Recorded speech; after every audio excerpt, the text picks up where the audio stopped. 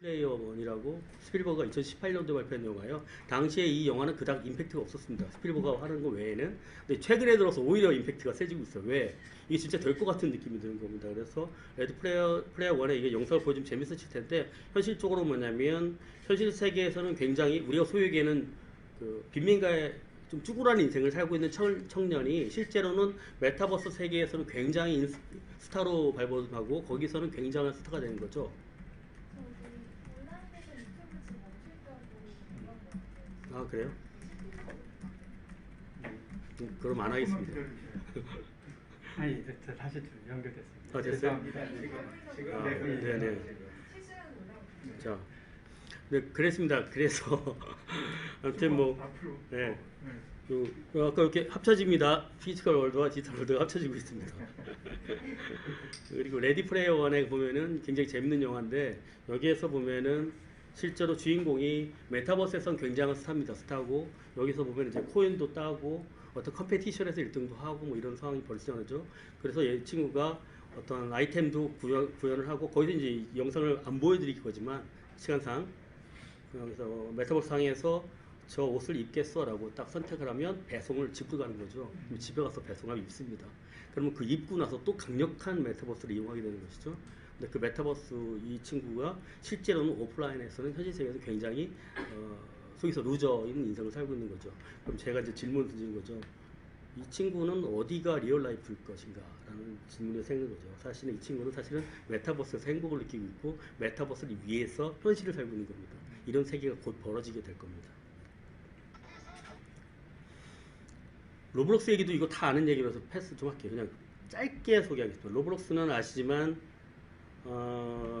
아주 성장을 잘한 대표적인 메타버스를 위해서 생긴 회사입니다. 메타버스에 생긴 회사고 이 메타버스를 이 왜 제가 이 로블록스 창업자의 이야기를 하고 있냐면 이 사람이 정의한 이 메타버스 내용이 사실은 현재 제가 보고는 메타버스가 가장 정의 가깝다라고 보고 있기 때문입니다. 그래서 말씀드렸지만 여기 간단히 소개하면 그럼 메타버스에는 필수 조건과 옵션 조건이 있는데 뭐가 필요하느냐? 일단 필수 조건으로는 나는 여기서 나는 나라는 아이덴티티는 멀티플 퍼소나지 멀티플 아바타를 이야기하는 것이고요. 꼭 한 명일 필요는 없습니다. 다양한 멀티플 퍼소나를 통해서 다양한 세계에서 다양한 법칙 속에서 움직이는 세계가 존재하고 그 세계를 통해서 밀리언스 익스피리언스 즉 다양한 어떤 경험을 하게 되는 것이 메타버스의 기본 조건이라고 볼 수 있습니다. 그 외에 추가적으로 이제 사람들이 모이다 보니까 일단 뭐 법칙들이 필요하죠. 그러니까 일단 시뮬레이션, 시뮬러티가 필요하고 안전장치가 필요하고 그리고 또 가장 핵심 왜 금융들이 흥분할 수밖에 없는 것은 이 이코노미가 반드시 존재해야 된다는 겁니다. 이 이코노미, 디지털 세계에 이코노미가 있다는 거. 그리고 또 이 메타버스의 핵심 중에 하나는 이 현실감, 몰입감, 이머시브가 필요한데 이머시브가 필요하기 위해서는 다양한 기술들이 필요하고 그리고 여기에는 또 재밌는 것은 로우 프릭션이라고 해서 굉장히 자유롭게 뭔가 째어진 것이 아닌 내 마음대로 돌아다닐 수 있는 어떤 권한들이 그러니까 자유로운 권한들이 생기고 거기에서 여러 가지 이슈들이 생기게 되고 또 이걸 통해서 다양한 커뮤니티가 형성이 되고 친구를 만나게 되는 이렇게 되는 겁니다. 그래서 아까 이 세 개의 조합과 5개의 어떤 옵션 조건들이 메타버스라고 정의할 수 있습니다. 이 내용은 뭐 더 보셨을 거예요. 뭐 김상균 박사님 항상 얘기하시는 AR, 라이프 로깅, 미러버스, 버추얼 월드 이거는 뭐 너무도 당연한 얘기고요. 그러면 이 정의로 볼 때 메타버스를 뭐로 정의할 수 있냐면 현실과 판타지, 편의가 복합된 놀이와 즐거움의 공간이라고 볼 수 있습니다. 그러면 그 공간을 통해서 인간들이 다양한 감정을 느끼게 되는 거죠. 뭐 도전도 하고 경쟁도 하고 지기도 하고 고난도 극복하고 경쟁도 하고 동료도 생기고 이런 감정들을 느끼는 거죠. 이 감정을 통해서 정보를 교환하고 공유하고 대리만족을 취하고 성취하고 소통과 공감을 하는 것을 메타버스라고 정의할 수 있겠습니다. 이 내용들은 유튜브 찾아보시면 다 있는 내용입니다. 그래서 저는 다시 한번 리바인의 입장에서 간단히 정의를 드렸습니다. 원래는 제가 더 재밌게 하는데 시간이 없어서 빨리 하느라. 재밌습니다. 그럼 이제 메타버스는 한마디로 얘기하면 메타버스는 저는 이제 금융 쪽에 있다 보니까 이런 제안이 있었어요. 메타버스 솔루션도 소개해봐 뭐 이런 겁니다. 그래서 메타버스 전문가 뭐 그래서 언제부터 대한민국에 메타버스 전문가 생겼지 이랬었어요. 말도 안 되는 메타버스는 솔루션과 기술이 아니고요. 메타버스는 개념이고 관념이고 일종의 상상이고 기획이에요. 근데 전문가가 어디 있습니까? 상상은 다 자유인데. 중요한 것은 그 메타버스가 왜 핫해지냐는 뒤에 잠깐 설명드렸지만 결국은 우리가 생각하는 메타버스라 하는 것은 뭐든지 가능한 상상인 겁니다. 개념인 거고 관념인 거고 버추얼 월드인 거죠. 때문에 사실 적당한 기술과 노하우, 경험, 기획력이 있으면 다 가능한 겁니다. 근데 문제는 뭐냐면 다 가능하다는 얘기는 반대로 아무것도 안 될 수 있다는 얘기랑 같다는 얘기인 겁니다. 누구나 할 수 있다는 얘기죠. 그러니까 결국 아무도 안 될 수 있는 가능성이 있어요. 왜냐? 제가 요즘 많이 듣고 있는 거. 결국은 스스로 쇼룸을 만드는데 그친다는 거죠. 결국 그냥 아시잖아요. 쇼룸은 이게 뜯어보면은 그게 합판이지 집이 아니잖아요. 결국은 대부분 현재 모든 집중하고 있는 사람들이 스스로 쇼룸 만들다가 역시 메타버스 별거 없었어 라고 끝날 가능성도 있습니다. 그래서 제가 말씀드리고 싶은 건 결국은 단기와 장기 측면의 방향성을 만들고 단계적으로 실행을 해야만 우리가 메타버스에 접근할 수 있을 것이고 가치를 누리게 될 것이라고 말씀을 드리는 겁니다.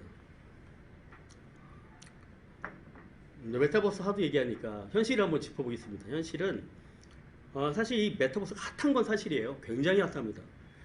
제가 택시를 타고 지나가다가도 메타버스 얘기 나오고 심지어는 뭐 제 아는 지인들도 메타버스가 뭐야 물어보고 막 이렇습니다. 그런데 사실 메타버스가 핫하게 된 이유는 일단 코로나가 굉장히 큰 역할을 했습니다. 코로나로 인해서 언택트로 일을 하다 보니까 이 비대면 하니까 생각보다 일이 되는 겁니다. 그리고 제 친구들은 1년 동안 회사 안 나가는 애들도 있어요. 그래도 일이 돌아갑니다. 굉장히 대기업입니다. 그리고 이제 그러다 보니까 은행들이 이제 딱 봤더니 이 제페토 게더타운에 은행을 뭐 만드네 뭐 한다 그러는 거예요. 그러면 거기 보니까 애들이 많이 모여 있는 거예요. MZ 애들이 많이 모여 있어요. 근데 이제 아시지만 은행들은 MZ를 만나지 못하고 있거든요. 왜냐면 카뱅이랑 토스가 다 데려가고 있거든요. 그러니까 이 시중 레거시 은행들은 방법이 없어요. 아무리 만들어 봐야 잘 몰라요. 특히 뭐 어린애들은 농협이 어딘지 기업은행이 어딘지 모를 거예요. 그 정도로 셀 겁니다. 참고로 신한솔은 제가 PM이었습니다. 최근에. 근데 은행들한테도 이 말씀을 드립니다.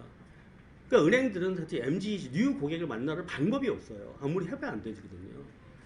그래서 잘하면 여기서 뭔가 만날 수 있을 것 같아 그 어린 친구들을 라고 해서 이 MG 고객 타깃의 메타버스 놀이공간을 만들기 시작했어요. 그게 이제 신한은행이 최근에 프로젝트를 띄웠고 저희가 투자한 회사가 만들고 있습니다.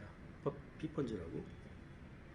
근데 그리고 또 이제 상상하는 거죠. 야 이거 잘하면 오프라인 영업점 다 없애고 메타버스에다 영업점 만들면 애들이 다 좋아할 것 같다. 이렇게 상상을 하기 시작하는 거죠. 자, 근데 현실은 어떨까요? 현실은 말도 안 되는 얘기입니다. 절대로 쉽지가 않아요. 그렇게 될 것 같았으면 블록체인은 벌써 됐죠. 제가 블록체인 3년째 헤매고 있는데 블록체인이 벌써 됐어야 됩니다.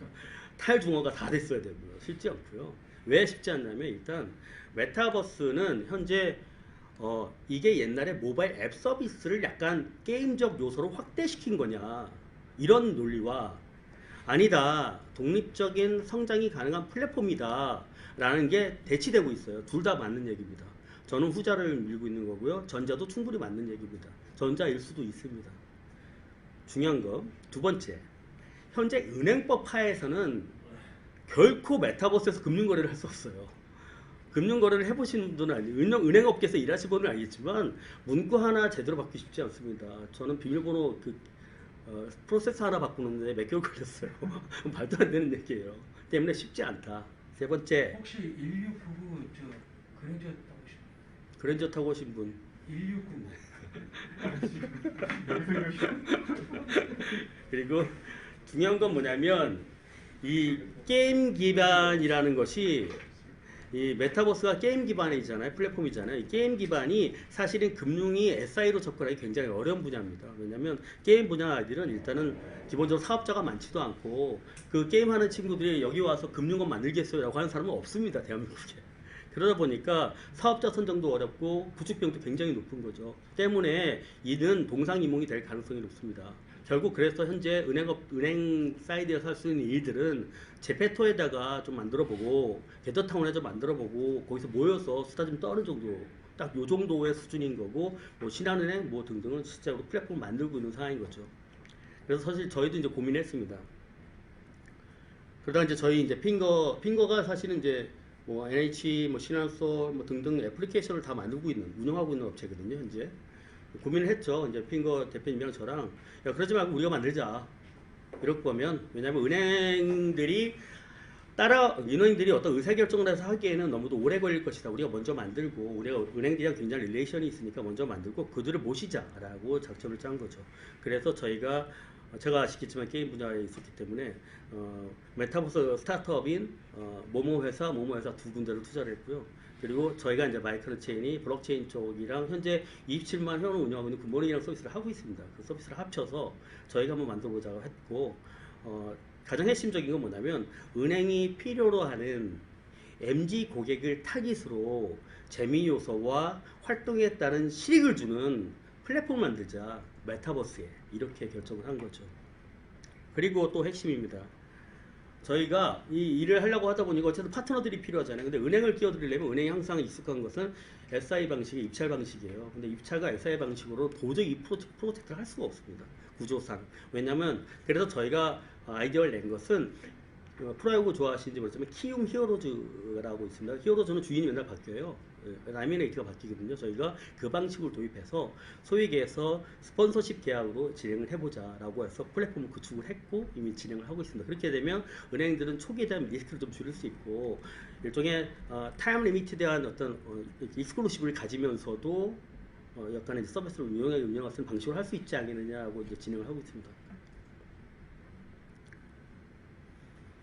저희가 소매 금융, 즉 기존 은행들이 꼭 해야 되는 그리고 우리의 플랫폼의 기대 목표인 이 세 가지에 대한 설명을 드릴 건데 사실 이 장표에 모든 게 다 있다고 보시면 돼요.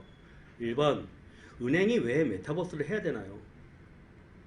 은행이 메타버스 무슨 게임 회사도 아니고요. 할 이유가 없잖아요. 은행이 메타버스를 하는 이유는 MZ 신규를 만나기 위함입니다. 신규 고객을 모셔야죠. 애들을 모셔야 되는데 어른들만 있잖아요. 그렇잖아요. 언제까지 어른들만 갖고 기업만 가지고 B2B만 할 거냐는 거죠. 결국은 뉴 제너레이션을 만나는 어떤 플랫폼으로서 메타버스를 노려볼 수 있겠다. 두 번째, 뱅크가 아니에요. 뱅킹이어야 합니다. 이것은 굉장히 어려운 이야기인데요. 이제는 뱅크가 올라가는 세대가 아니에요. 제발 메타버스에 은행을 올리지 말자고요. 은행을 올린다 한들 누가 거기서 그걸 하겠습니까? 누가 어린애들이 대기표, 아바타가 대기표 줄 서서 기다리고 있다가 창구 가서 채팅하면서 뻥 떠갖고 그냥 스마트 뱅킹은 그냥 금방금방 가잖아요. 그걸 왜 거기에 올려요? 그리고 나서 왜 은행 소개를 막 하고 그럽니까? 아무도 안 봅니다. 애들은. 요즘 MZ 애들은 아무것도 안 봐요. 그런 거. 그런 얘기고. 세 번째, 디지털 자산은 무조건 옵니다. 저는 이제 3년째 블록체인 사업을 하고 있지만 디지털 자산은 이제 현택이 아니에요. 결국 가는 길이고요. 언제 어떻게 올 거냐는 이슈만 남아 있습니다. 결국 이 모두를 아우르는 뉴 플랫폼과 뉴 금융을 만들어야 된다는 것이 메타버스의 본질이라고 보고 있고 저희는 그렇게 시도를 하고 있습니다. 얼마 됐죠?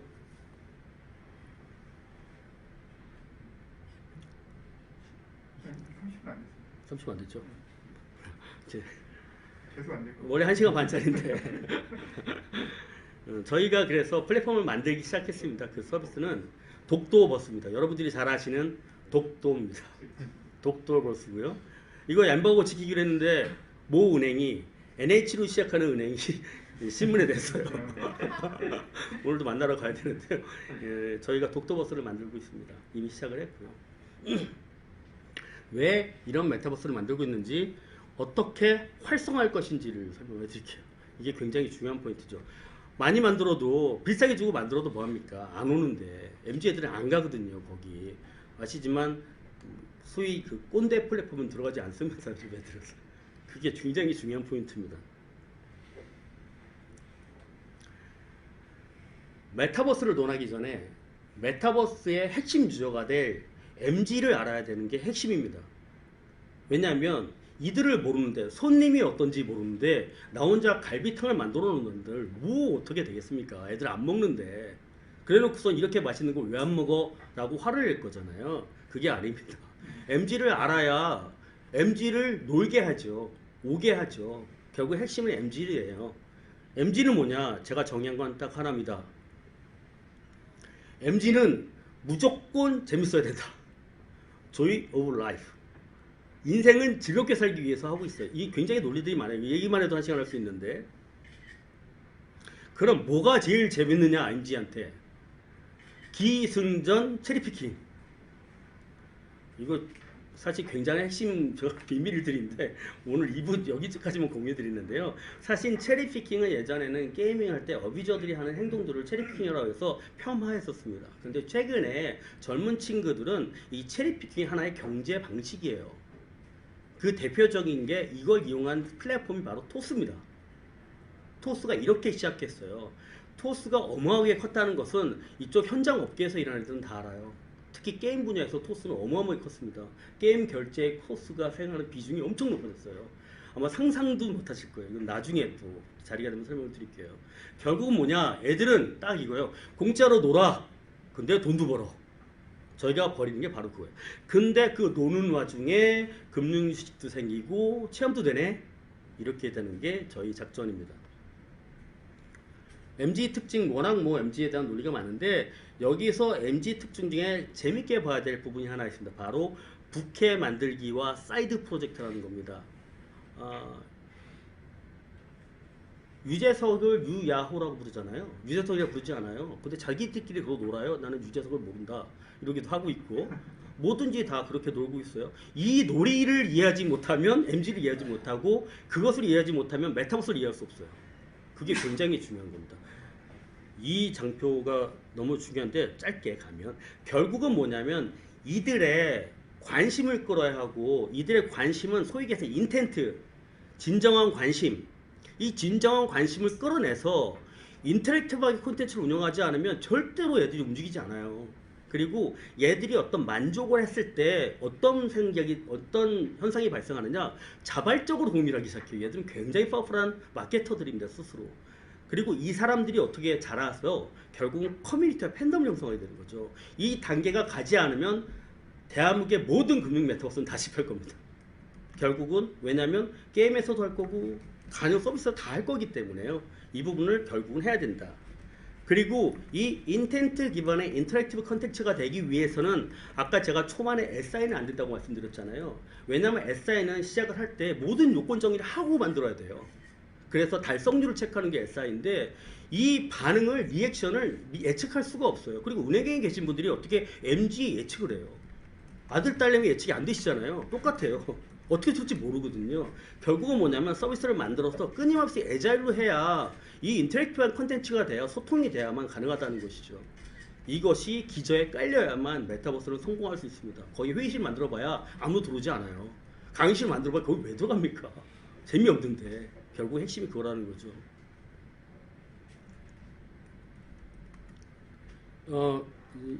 시간이 없으니까 짧게 넘어갔어요. 이게 에스파라는 아이들입니다. 혹시 아시는 분? 예. 에스파라는 제가 개인적으로 굉장히 좋아하는 블랙핑크 다음 좋아하는 그룹인데 이 에스파가 뭐가 재밌냐면 한국 애들, 일본 애들, 중국 애들 4명이 하는 에스파입니다. 이게 4인조인데 이 SIM에서 만들었어요. 근데 얘들이 뭐가 재밌냐면 4인조인데 8인조예요. 뭐냐면 아바타가 또 있습니다. 그래서 메인인 카리나라는 여자아이의 아바타는 아이 카리나라고 있어요. 근데 얘들이 다 다른 객체예요.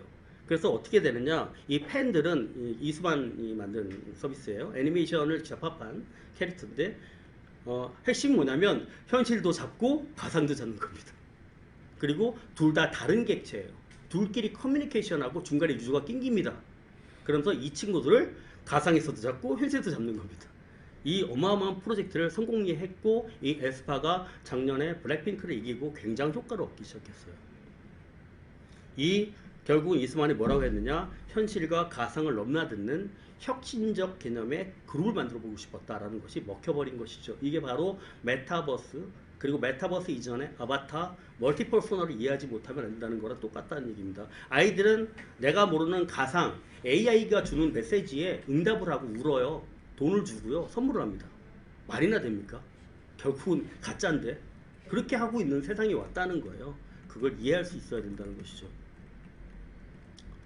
저희가 독도 만든다 그랬잖아요. 왜 독도를 했냐?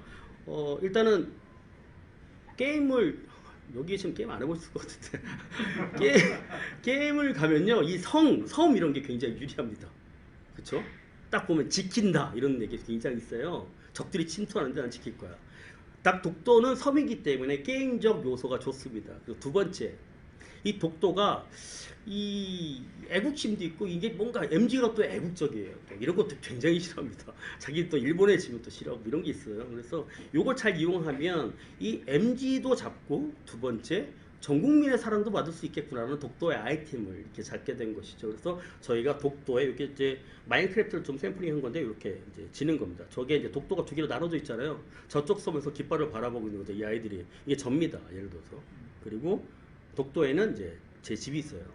이렇게 되는 겁니다. 뭐 이런 개념입니다.